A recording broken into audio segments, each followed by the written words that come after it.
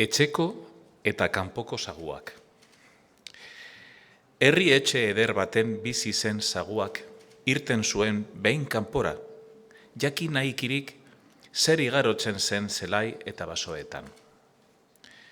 Aurkitu zuen beste sagu bat inoiz herrian sartu gabea eta basoan beti hasia. Ondo egonak elkarri emanik, diotsa kanpokoak. Nire lagun berria, atoz nirekin nire etxe edo bizilekura.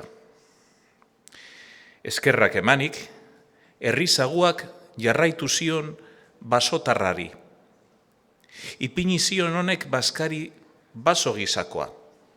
Agertu ziren maira aritzaleak, intxaurrak, urrak, mispilak, txermenak, aranak, sagarrak eta zerez. Adizkidea, esaten dio herriko saguak, janaria ugari duzu, baina guztia hotza eta sabela indartzen ez duena.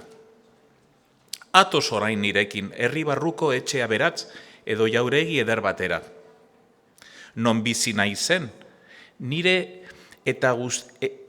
era guztietara, eta emango dizkizut janari gozatsuagoak.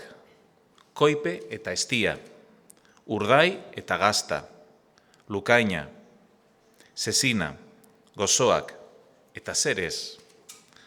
Handiki bat naiz zure aldean. Berriketari sinestea emanda, joan zen baso sagua herrikoarekin.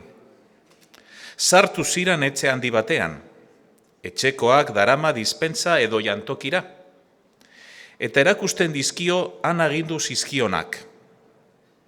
Bizarra goipetu, eta musuak ez diturik zebiltzala jaten. Horra non oinik onenean sartzen zaien katu lodi eta arre bat.